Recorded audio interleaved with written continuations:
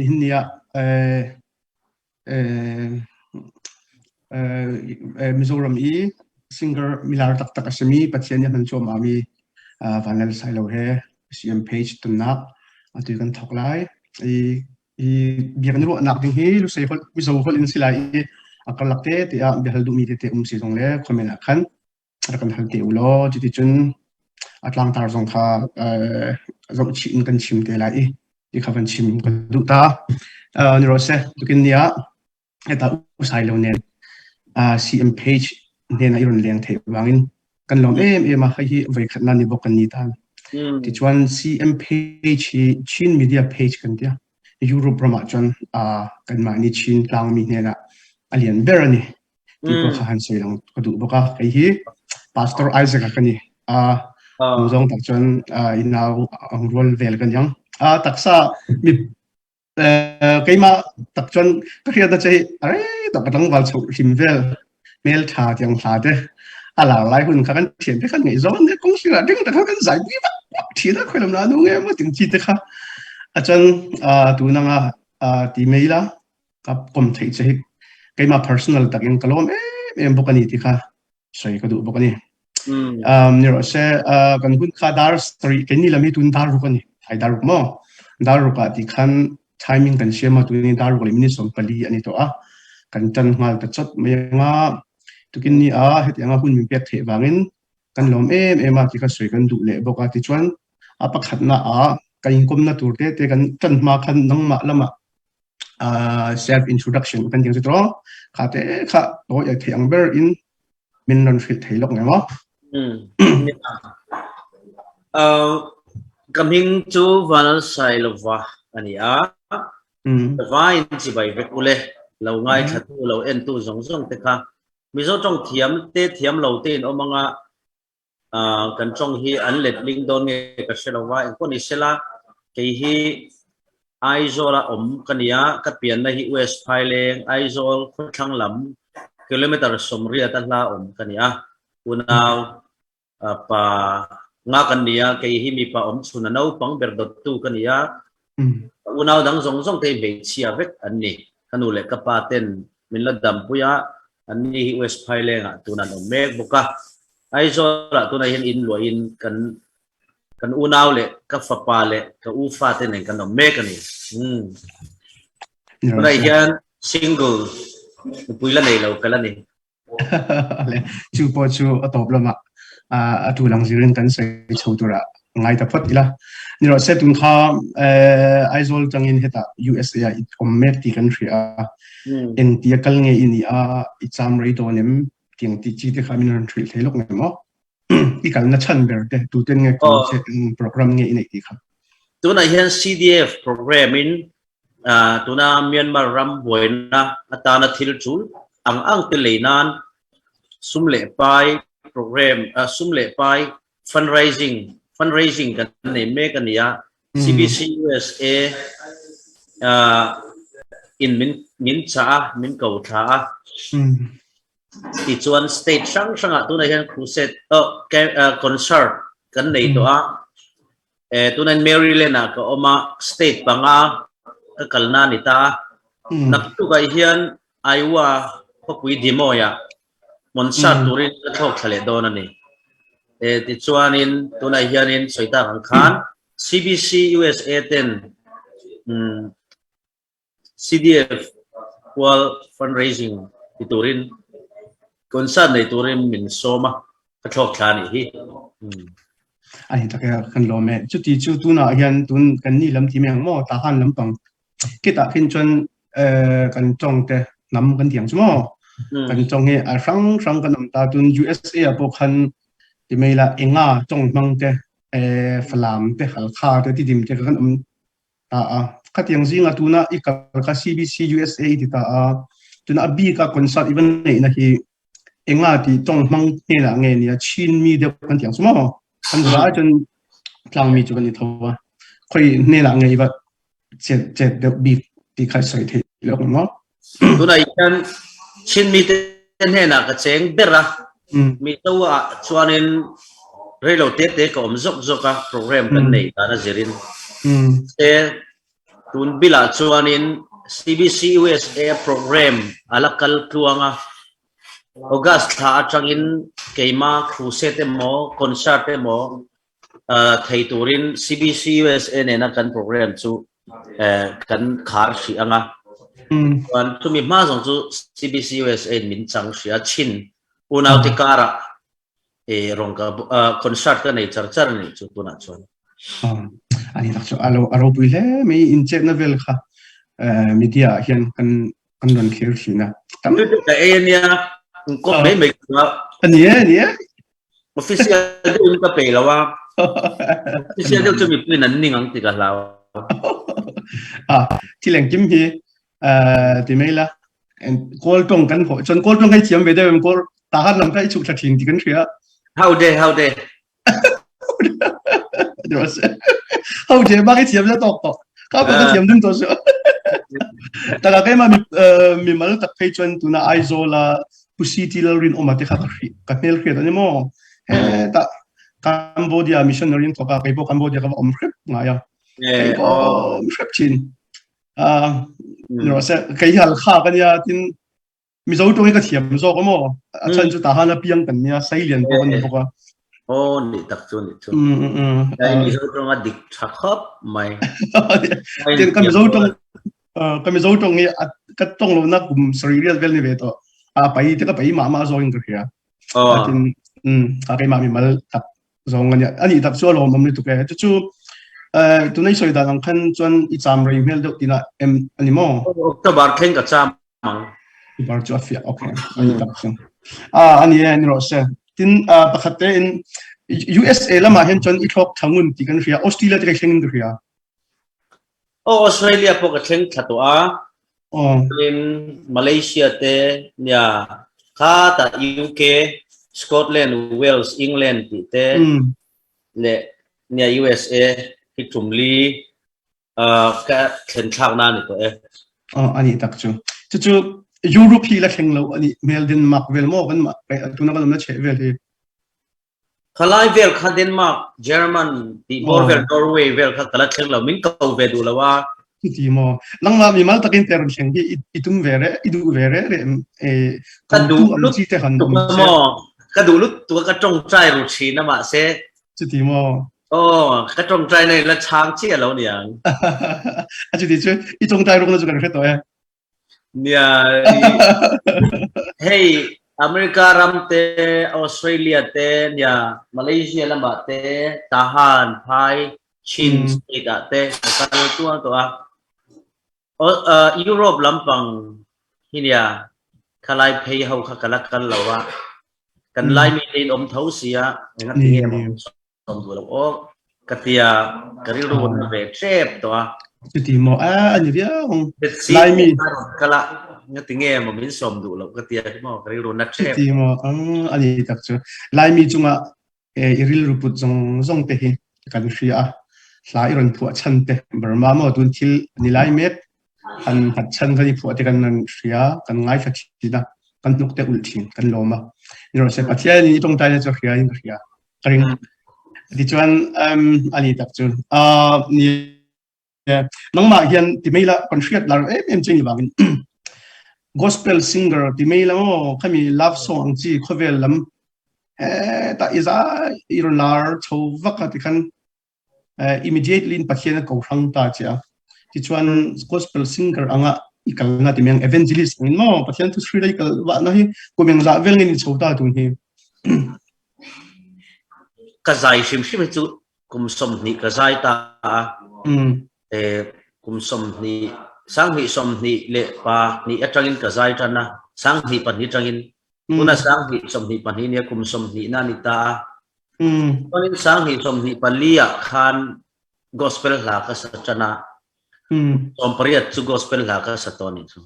kum som priat ai ta tu kha ai di mela amin tin kai mani po pathian rong bol la nei me kan ni pastor amin mo kan ni ta pathian amin ko na hi ai ti meng different gift ani ta khatianga khan love song ai zai char pa ipiang thar ta rol ti meng mo love song i zai lai pa ipiang thar tho kai thei ni kai ni ta mi kan din hun chi khre thiam khadro kan Christianity background tha khatiang khan lang ma decision love song ka sai to nya long itinghal pap emni entin nge khamin karvel kha nangma challenging nual ring ka soi the ang po khan soi the ni ta sila long viong nia ka sa to lawang ka ti mak me ni love song chu kan chu pathian ta na insertion kha ka dua adu chon love song ka sa se ka wa dau lem lawa ma se khovel tan le pathian tan ko pan neutral vel kha ka du lawa tu lam nge ka tran ti hi khovel hian sia se ka du ani etinan putar bengong de pakhat hi thu soi she chuang lo hian a in khom forwa a in khom a chul ngai lawa ti chuanin voi khat chu an in khom bana tlangwal pakhat hian kapu thu soi te zai te she chuang si lawa i in khom ve reng boxia enge in khom chan enge tang kai puina tina zota chu putar chuan nia thu soi chu ka she thei lawa zai po ka she lo amaro chu tu lam tang nge ka ni ti hi ti lan ve ka du ani atia ti chuanin tu lam tang nge ni ti chu hriat maya bengong chunga ai khom ram chuan pathian lam tang ani ti achiang maya tiang che chuan keipo love song sa thei bok gospel sa thei bok mi ko pai chuan kulam nge ka tran zok ti hi khovel hian sia se ka du ani tu kan soilok ani chu ani tak chu mi lo san sa lo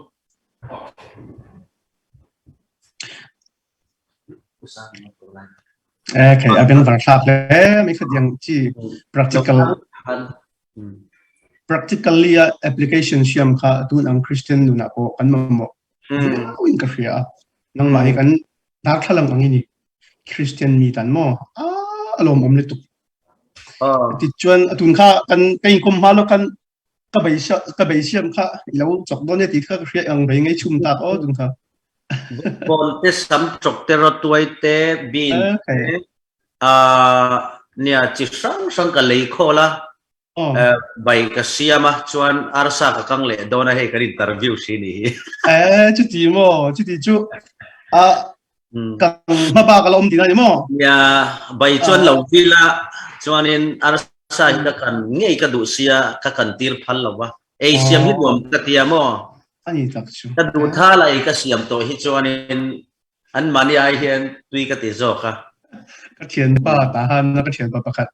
apa hi pulai ve deuh nia mi pai na ta chum velan pai phat chan an leng rei du khop me ti ta chuak bol ta ma ya tu ni mi zo thu fing law ani chu chu ti nam dang hau in ta chuman pe man leng rei chuang hei nem ani ka kiang te ni mo kiang te mi zo nia American how te Japanese Chinese how pon manin ei tur chun siam ve kan leng rei chuang hei ne a leng rei thau ma ni chunga ai ba lo de po leng rei tur chun leng rei thau leng rei thau ole ali alo om le to ge sai lo no se ni chon thu dang de kal tale lok ila tu na Burma ma chil theng me ki khovel in riat ani ta tu na Burma ma then khat kan chin mi te kan tiam mo Burma mi te hi azolama te mizorama tun champhai te mun rang an pem tha te kan ta hi la ti chuan refugee ang te khan ti chuan tu na ting tiang nge kong zo ho kan che dan zong sarkar na du lo lang kong zo ho te kan che dan te CDF kan ti te PDF kan ti te mo khat yang civilians tanga sarkar do let ngam chi tiang imu dan te hi ang inge nang ma private in ithlir dan ani an che dan ni achia itiang nge an che dan huai sen le tuk de itiang nge khading chi te kha nang ma personal review mo imu dan kha te ma zong an huai sen katia ka chuang tak mewa Burma mi pui Myanmar mi pui te Myanmar ti hinge Burma ti an du zok ti she thiam har ka tia Burma ti hi chu original zok tak nin ka sia Myanmar ti hi thak chop nin ka sia adik cha zok ngen du ka shelo ka lo soi pon min se thiam se la ti chuan mi pui te hi anin lungrual le in ka sia amaro chu du thu sam lo na kan nei ero chu kan sipai sarkar dau pol king hel sang temo le enge ni hel sang te le sipai sarkar dau tura civil sang zinga ral thuam keng ho khi hun khata an in fok khom lawa emo sarkar beiturin duai na in thurwal thalo katia chuwang chon democracy swalvek kan ni sia ka duai chuan sarkar khi ahu hawin an be thatok lawa khi eng problem nge om ka selawa ma se alan dan chuan democracy hi kan du tak tak ani chuan silai keng hel zong te khi intel khom sela chuanin sarkar hi thei topin beile sela sarkar tan po boi thak khopa tamle indo yaman nia chuwang chuan thu thadeu deu khi chun soya ma se duai chon an kap tak tak lo khi poi ka tia khana ni sela panhina chuan a thalam hoya chuan tun main sipai min lo operator a thei to pin zalin na po an swal thina ma se sipai an chakle nge thina tun tu mai hi chuanin sipai hi kan me le chuang lovang ti in plom san lovila top thleng beiturin chan laila helai te khala ya teng te po sipai be na turte mo ral tlan te chom dol na turte sum pai kanin khon na sa to a eng hi alo thonin liam tir lovila zenei lovin liam tir lovila ne na kan chan thleng heti hian ti theila irnan mizol hasiam tuin nang ang rega ka thin lai kham tu piang le thei hian ka ring nemo bi zong in min rel kara po ka nei cha chon thi thlengin pial ra la po karon zui lo che karon zong zelang che tiang deuh khan tiang khopa sum le pai tam kan segin kanin khon to a heti khopa na sign kan tuara Mizoram po refugee si nga do nan om to a ang zong ngai to khan le helayap sumle pai sipai ti chaknan keima ni NUG sipai lam ti chaknan kan pek zong potam to tuwang chuan hetiang taka kanin sen nuai hian ka pe to lo in pemeyang sipai sarkar chon min ople to mero se tilawila tang tlangila ne ngei turin in fui phur rengila ka du ani yang turtuan cakna kan neya nei ani amaro chu heng weapon te armor kan ti zong aya powerful zok ke ni Christian te mi te chon kan neya chin state tam bi te layap tahan phai mi te ke ni Christian te chon kan neya chu enge kan ti chon power of prayer trong trai thil ti the na hi ni trong trai thil ti theinam manga beile turin na satakin ka cha dua kan chin unaw zong te chan chu Jehoshaphat ateng te po in an mani be tur nam kol tak le swalan mel ma te tam zian mu an chak zian mu ma se an zamani amaro chu pathian zong to balal berin mai lei sina trong chaya mi pui zong mai lei sina bok pa pathian awa chu bak ti then nei to lo ti anin sia ase chu trong chai na chuan pathian a kau e ya chuan zai polan dina pathian thupek angin zai polan zaya chung an mel ma te chu an ma ni le ma ni anin suala to ba chuanin anin that na sa ema he tani Jehoshaphat te chuan trong trai thil ti then hi tu nai hian kan ram a hian silai te bom te ai po kan ma the tur om chun le lian zo kan ya teng pakhat po keinin kan nei lo helicopter pakhat po kan nei lo an ni chon teng an nei helicopter an nei sukhoi ti te Russia siamang chi te po an nei do ko na lian tak tak te in do long lian tak tak ten nei khang kha keinin silai le amu ringot chuan lo lambun ringot chon kan he don lo chu bang chon ke ni sakna kan thil ti theina om chun le kan he theina chu power of prayer ram mi puite in thur wali lanas satakin lalpa awila chu chuan chu chong china chuan min aw hleng le laing le athian te hi ati khur don ani an mani len mani po ani no hodon ani an mani len mani kar in rin tok lo na o mga chuan an mang anga anin phat san thayani zeo sa fata mel ma ang khan chuan kenin hote in kan he thayani chu tiang tur chuan kan chong china satangaya duai hianin chong china hi kan lam mat he tok lovin ka sia sumle pai le silai lampang hi kan ngai tu na sa a wat i tak i o chong china hi chu kan lati tam lovin ka sia chu bang chuanin he kan beilet na hi kan huai sen view rualin chong chai hi tham lo tur ni a i country tina Europe country ate America ramte mun tina hian prayer group lian tak kanin dinangai chu chuan fasting prayer kan neyanga to pin zoom mang te po in biak ina kal khom te point kan chong chai tu tiang ang chu kan ti pe chuan pathian hian kan silai mu te ai na sign kan chong chai na hi thil ti theina siam do na mi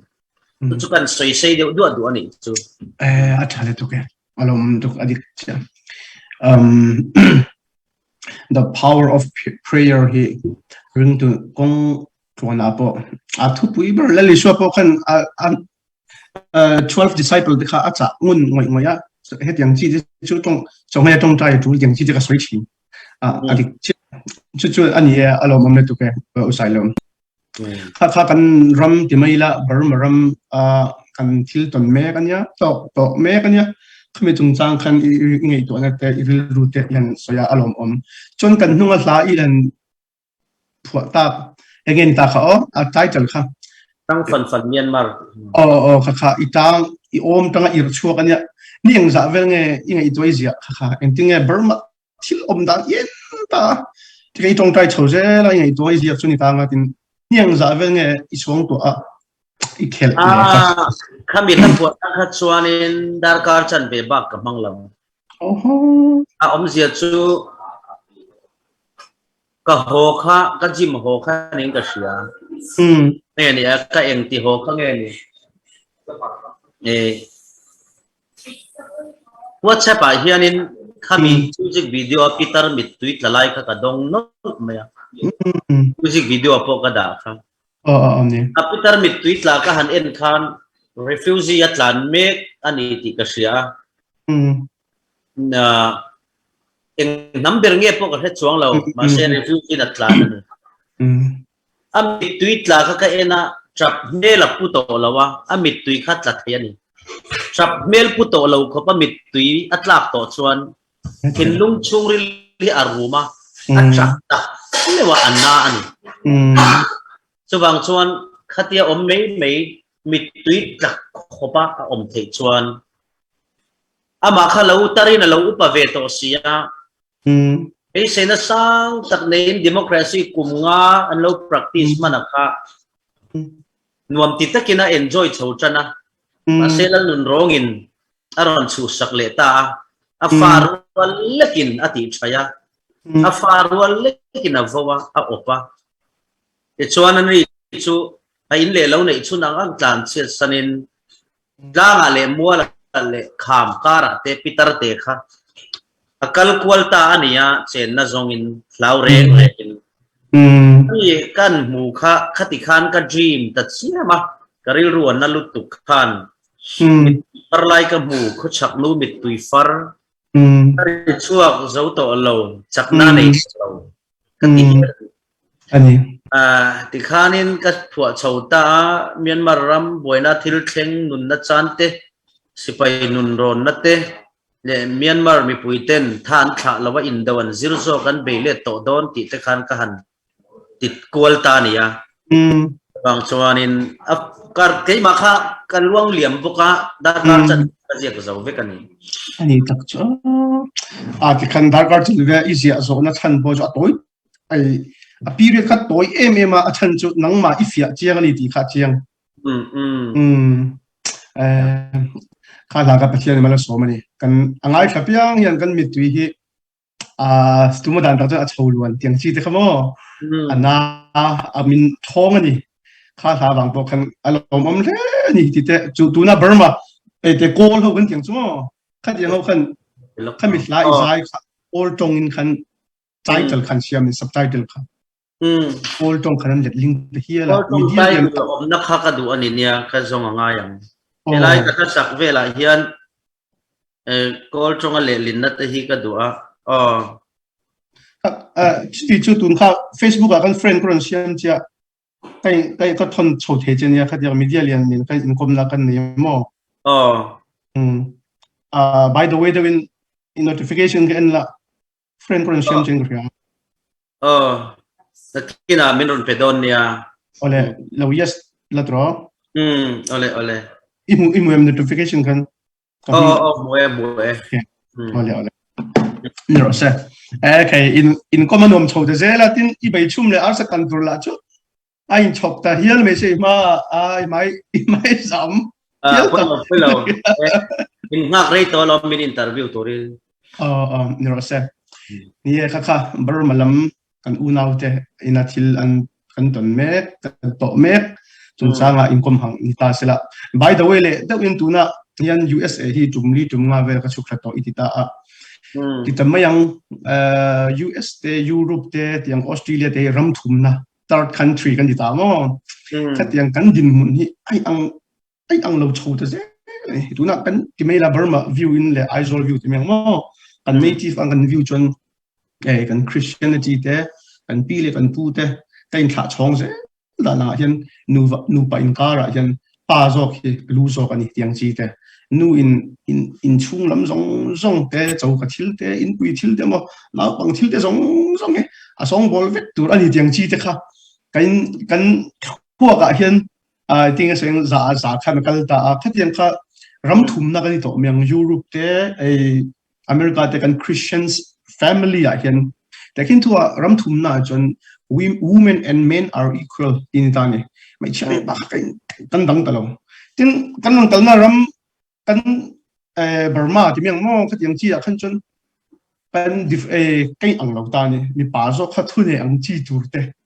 khatiang in din hun khan kal kan ni ta he tu ram thum na chon tu na pui tling kum som li chuang to kheng ho zong he nu pa in ka ra hian ai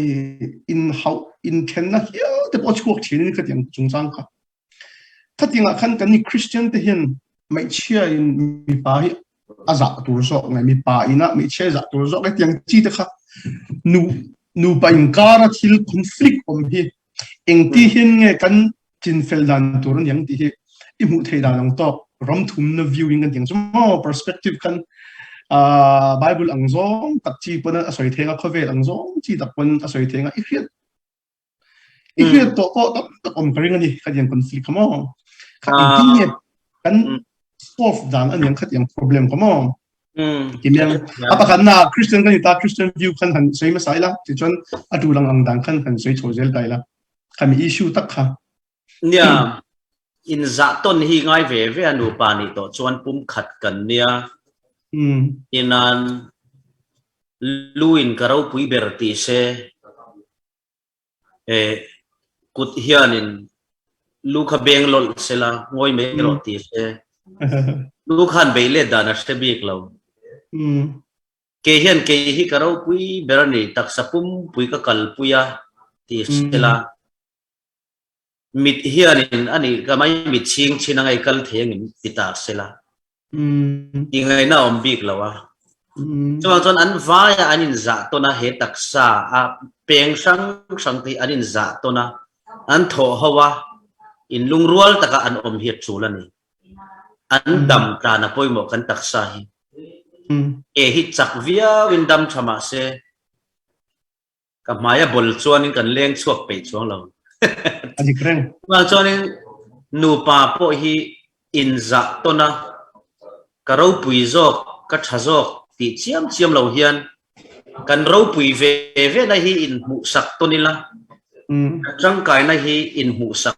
tonila ti chuan in za sakila in za tunila in mangaila in ngai dam tlangila chu chuan nu pa chu flip takin min siam thayani Bible base kan soidon chuan mei chelu chu mi pa ania mi palu chu Krista ani tia chuwang chuan in a in dot dan chu chithumi na oma kha kan pom turania Bible ina soito chu ti zia kan ni it is written tini to chuan pom turani Grahaman Bible hian zona zo khan na pui kha adol po ti se ka o yang atian Bible soi ani chuan atian chuti khop chuan Bible soi chu pom turani ti minan uara chuwang chuan in a mei cherau puina le mi parau puina chuan in za ton kha poi mo maro chu pathian min siam dana chuan mi pa chu asiam ro pui zo ka mi palu Krista tia mei chelu mi pa ni chuan bang chuan in amaro chu tun lai hianin ani na taka chuan hemiram thumna po khilai mizoram anga po ni ro se kan problem chu tun lai mi pa sim te hi ei man chin mi khovela hian mei chia ai hianin kan tharau din muna te na tho din muna te kan chel tok lo fowa kian po kan du lo zo ka in khom na reng a hian enila nu chang hian tam em mai ni me chia thalaya po me chela rel achang mel mu tur hi tam lawa mi pa thalai thatak mel mu tur po tam lo em maya chuwang chuan mi pain amo phur na hi a hlen lo tela chu ani chuan me chein lo thei lo in chung kwa kha a khai din a chula mei chein kan pa alak tlak si lawa keital ka chana ngai an ti to chuan apoi em ani bang chuan chutiang ang chu ko tam taka wang chuan tunlai a hin in chen na po tam em ya chuwang chuan in ram thum na kan zuk thlenga om thadu chuan tu po hi a ho sak theya emo re thei lova om theina ramania chuta in chen lo tura poimo per chu heramai hian pathian kan chi angai ni heramai hian pathian kan hriat le zual angai ani manin poisa kan lo nei thato ka zule sa alo zalen boxia ilim na tura tam boxia sab nula mut pui tur thlengin an lo kat zup to a e khovela hian heram thum na khovela hian mi pa te hian an nu pui te hi an mutai lawin an kham khop lo fo ti po ka hriani tan chu mi pa hi chu kanin ti mi pa a zalen na kanin pezau sia chuwang chuanin kan ti athiang hi kan siam chop na sa em maya mei chia chu ti tir ve kan phal lo thunga asai mi pa chuanin zalen na freedom kanin pezawa chu kan kop pui te hian an lo zo big lova chunga wang chuan in then na tam tak hi thleng pha ta ni chu eng wange kan ti chuan kolram ain kan om nuam zo ka in then hi kan hlau lo chan tlat mai ni chuwang chuan helai hi poi ka tia kan thlen hlat po le kan om na ram ro pui po le pathian kan hayangai pathian thai lo tan chuan in mangai na teng te hi arei tak tak lova pathian kan hriat chuan mangai tur dik kan hремei ni eng tia hring nun hi man tur nge ti kan hремei ni bang chuan herama hian thil tha zong in lalpan min lo muaka mar chu pathian thei hil tua piang nun hi ti chiati nom don kanan rap don pon mo sia na soilok vek in valua tur rama chuan in chin ni hau lo grape thatak tak te thei ei tur thatak tak te tin in sak ni lo in ro pui tak te in lai ni lo tui chun chua te tiang chuan lo muak ang chu ma se in eyanga in inanga in puar em line pathian shechar char u chu ti lo chuan pathian na ti dar chuanga ati hlum mai ang chu atia chuan chon chung kwa po min ti dar chanani kan zu khenaraman nuam sia om ngai na kan shelawa chuwang chuan chung kwa kan dar chan ta der mai ni chuwang chuan mosian kanan raman lu dona Israel fate fui ang khan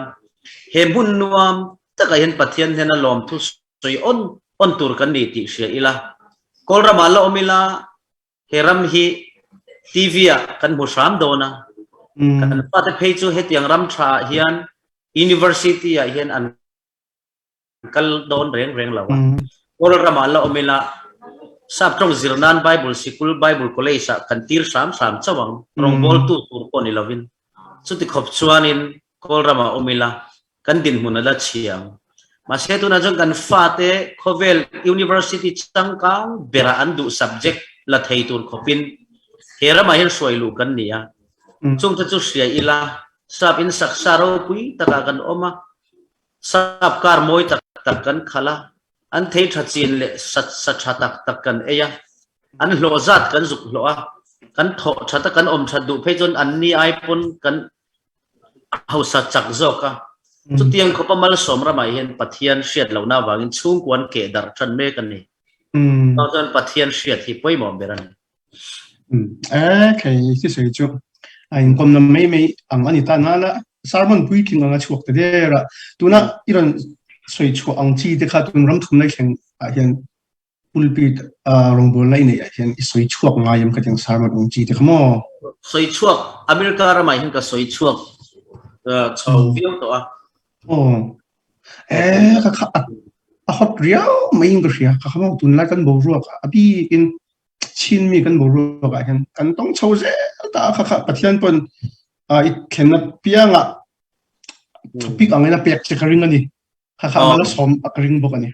ale ni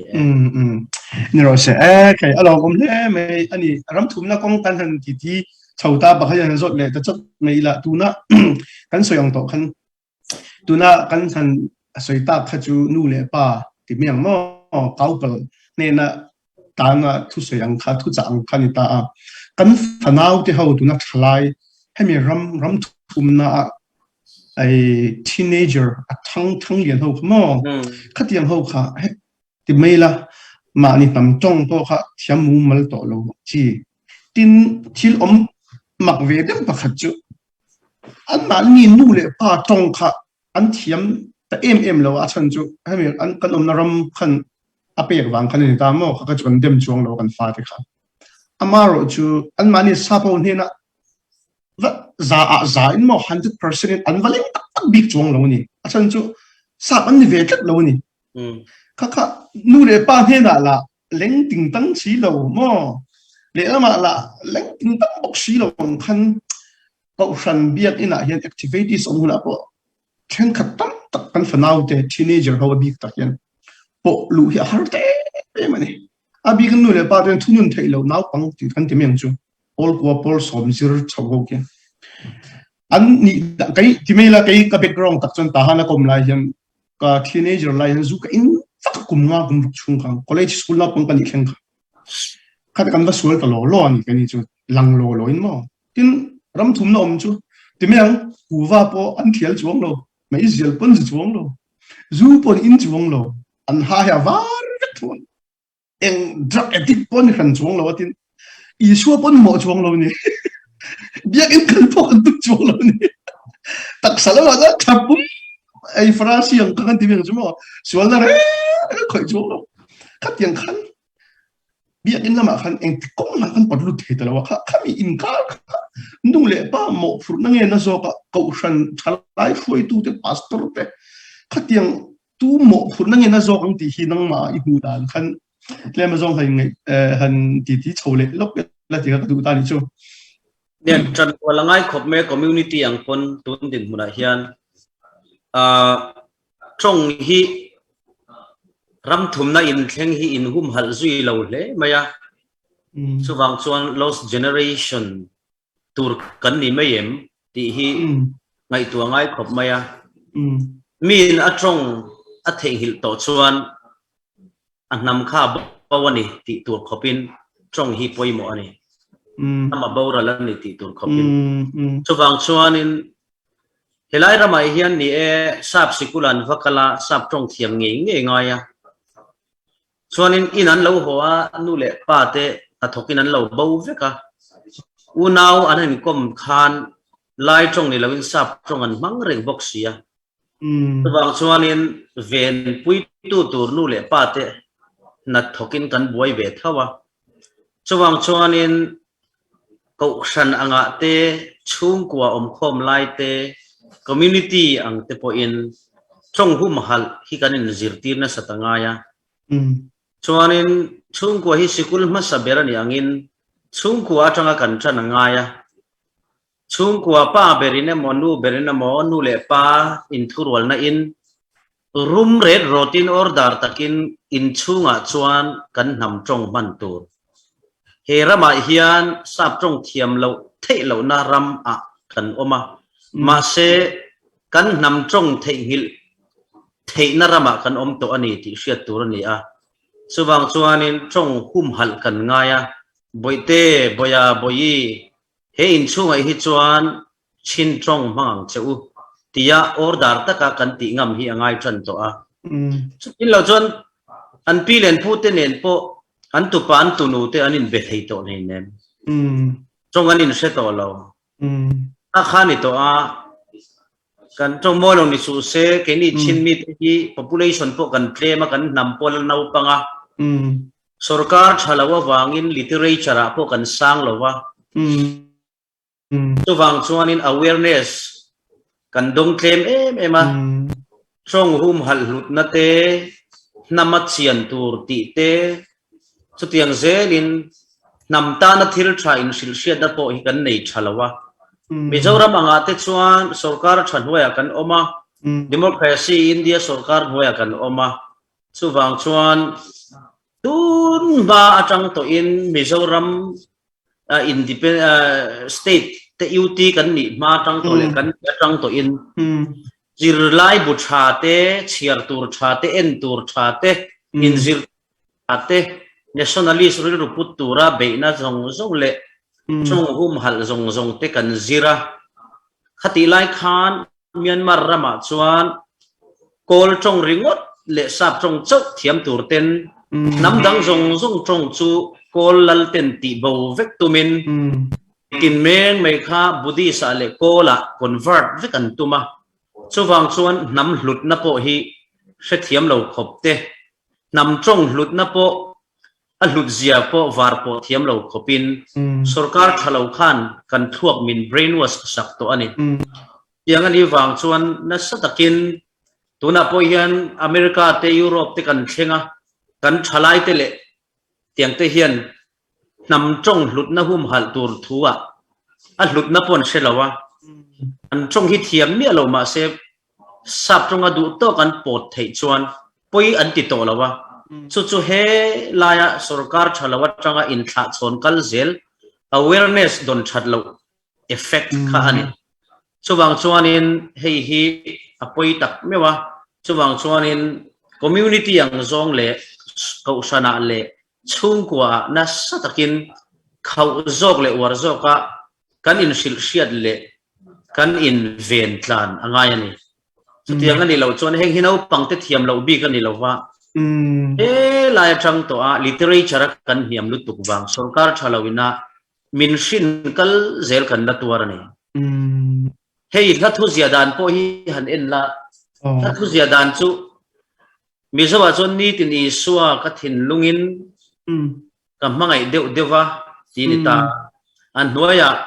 อามาชุนีเองไอพอยน้ำมอยจอกมั้งอันเนี้ยที่ขันอินทาร์ตูร์ดิกลักตูร์ดิกขันกันเสียกันนี่มาเสชินลับูเร่งที่หันเอ็นนี่ละ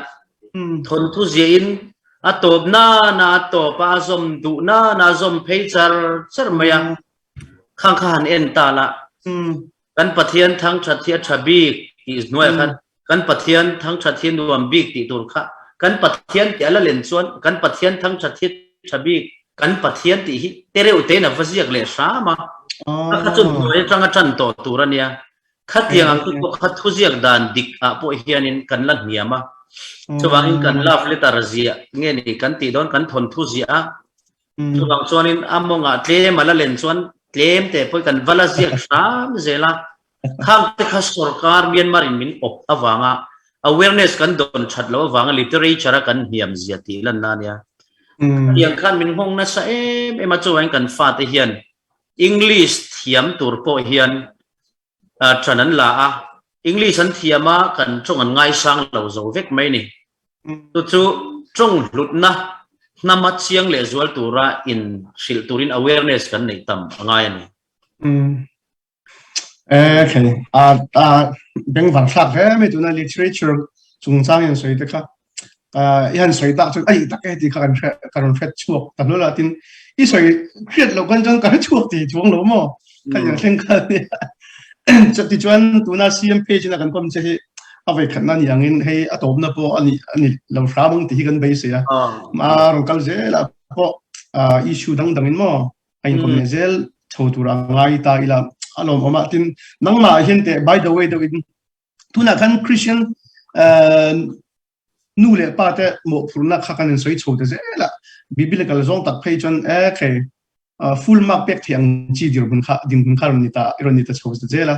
จุดนั้นมาเจอเลยสิงกัลเล็กบอกเสียให้ปะเทียนนะอินทางรู้บ่าวอะไรชอบชัวสักเราวางจังเงี้ยเนี่ยนั่งมาแล้วมาทิลpreparation เดี๋ยวนะอะไรกิมเราวางเงี้ยนี่ที่มีคุยแต่ตั้งตักสังตั้งนั่นมันขี้ละตัวนี้ข้าไปเชื่อที่ไทยด้านตกเดี๋ยวเถียมั้งตั้งมา personal เดี๋ยวที่เมียงมั้งเนี่ยนักกุมละมาชวนกันไอเวตองจูทุกทีมั้งทุก good news ตักกันนี่จูเลยเนี่ยจูมีขึ้นอมตัวดีแล้วนี่จูมีชิงปอนอมเจ้าไหมทำเดี๋ยวนั้นนุ้ยลูกไม่เตียงชิงปองกี่เตียงไงลักวักเราเฮาเฮียนั้นหมู่ชุนหินในถวยลักเบลฮิจวานินเรียนรีที่เราอัลโซกันนี่อันที่อดีตเดินกันอย่างนั่นสิโอเคจุดที่จูไก่ปอเบกับมิงปุ่มตะกันมี人สวยช่วงเรานั่นนะมี人แต่ซึ่งก็คือลักวักเรานั่นในภาษาอย่างที่เด็กค่ะชุนหินมาไงงานเลยหรอที่นั่นเราพี่เราสุดสุดดังก็ตำเราให้จนหมู่ชุนให้กันในงานจุงเงินเดียวเราอดีตใครที่อะไรเราบิ๊กเราก็ยังไม่โชว์เจลเว็บบอกทุ่งมันสินค้านี่เราเชื่ออัตโนมัติที่ไม่ละตุนดาร์กขัดกันแต่เดี๋ยวเมียคริสเตียนชุ่มกว่านี่ตัวเพียงนั่งมาเองอีฟิดูเบอร์ดักกงปัดเวรีสวยชกกันคริสเตียนติดชุ่มกว่าดักที่ก็สวยสับจนChristian family กันอย่างมั้ง the very biblically in Christian ชุ่มกว่าดิกันนี่ไทยนั่นเองอังที่เนี่ยมีประคัดคัดชุ่มกว่าฝีดูตาในตาละเองทุ่งไอ้ชาช่วงที่กันอยู่ปุยไว้ตาเนี่ยเชื่อกันดูโลกนี้จังapoi mo berchu pa berin lua Krista anei hi ni Christian chung kwa nitur hian nu ber atharau mi vu reng chuan pa bera in thada chuan omzia nei chuang lawa chuan pa ber hian pathian han chi em sela nu ber chu pa berin akhai pe chuan an om thave mai ni amaro chu pa bera om thadu lawa nuin ati sam po hian nuin pa bera vau khar ngam silova pa berin nga ma ngai bok silova chubang chuan pa nu thuron hi pa hian an latam lawa chubang chuan in Christian chung ko dina har nu tharau mi pa ti samin ni chuan maro chu pa ber tharau mi ani chuan nu hi temin lauti sami deuh ma ni se re lo te ya chung kwa kha pathian nei tua asiam mai ni achan chu mi pa reng chu kan fa te kan vo po in kan hau po in min lawa kan thun oi lo ngam lawa nu ber po mi pa in ti to su ti rom kan ti chuan mi pa chun za thiam mai ni chuwang chuan in pa ber hi pathian mi kan ni angai chu chuan Christian chung kwa kan siam na tura kong thui jok min pui sai lo ni iran zoom ne do nya poi mo de le hal khatong kan sai chuak lok nge kha ti khamo kan zoom ne lok ni mo atuna khan bia kan wan chimia kri fa chung khar adik mi bible he ai takin kan dir kho na nga zaida nu le pa le ni nu mo rian be pi de pa ti abi hal na kan to e kha zo nai ka kan usai lo ni amu ning bible mangin akan chimia chung abi kin pa hi thong lo mi kan si cha nu ni hin zai tik bana pa hin kan ngam kan pe thu kho lo pa de hi tharau le song kan thon hau ti kin chim ama bel te chu pa lo thon pe long kan nu kha ama le ya arian to ning mi un ve an pati kha an be pi ko ti khala kan chim mi si ti kha be pi khun tia kan ro cha khan kan wan chim ta mi si longlom na tam pi kan ne ni ro sha lo me ti nan ka pa hi thu sil tu ania pathian thu sil te na jin thina kan nau pan lai pon ti lan khan kanu kha ina oma chona ron ho a pathian thu asoya chung kwa po chon kanu kha thara wina khoi velia ti khan tharau himin nu le pan khata ti chon kan una wina kan in chunga kan mu tam ber chu kapa pathian thu soite kapa rong bol ron hote pathian thu sila ron hote khodanga mo tin kanu po asian te na an chong trai ho thom te pathian thara wina khoi thom te kan una win kan huna sa chuwang chuan in kha an mi zia kha kan possess kan la kan khar chonga ti chuan in kan una chu pathian du mi a kan chuak mai ni chuwang chu le pa chan ru la ngai ema chuti line pa berin lu bera krista anei angai le zual ti khan kan kharani o be khai sai lo alom om le mai thurun chak chwa te kha kan ta thil apoi mo zual argent ting kan chang chmo khatyanga apoi mo zual thil kan tonang a chang ani chu alom om kan soita ang khan hey tum kai kom hi avai khatna ni angin atopna po ani kan ring lawa malama kan zom zel turanga part 1 part 2 part 3 diang chi ten mo kan han sai chole zel turang ni ta sila nro se atopna kan chin mi puita na eng thunge biblical zong tak pon secular zong tak to kan thu pani khatin thu cha du yor ne lo mo kan to kharnan atop ber tan chuan chin mi puite le chin tlanga mi tele mi zorama mi te unau kan ni zia hi in sheila tuna po in dauna wang hian light lang lama thangin mi english anga chuang an ron lut to a kan rama kem te kan siama mi zo zai mi ten concert nein charity for Myanmar kan bei reng boka sarkari na puya MZP le YML le mi malten kanin puya unau kan ni awangin kanin puya ni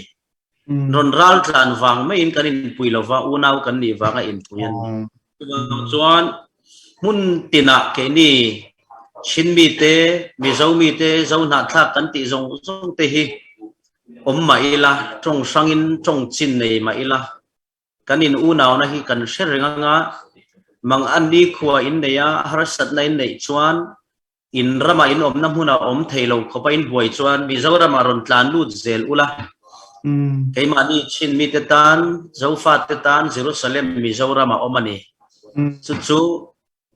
iram mania pathianin he khovela kan ram tiamin pek om chun kan Jerusalem ania ta hian thabuang takaron tlan lut turin ka som du chuwa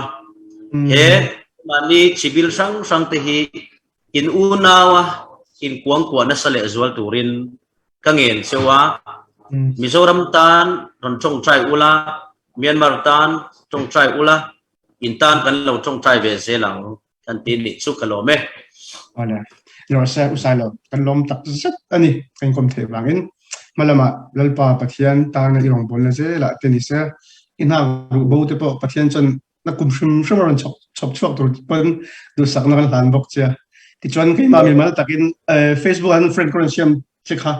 lo kain kon chik social tura ngai social sitro cái da Facebook kan Isaac Van Boy thang ka tiang iron he Alex ha ro se akhani phota tin along ome usai lo ni chuan tun kha i bei chum de po va vil thatangai to hi lang kring ar sakang turte choi tui chun cha kai don nge yang le nang ni lam le tui chun cha vet le ole kan bye bye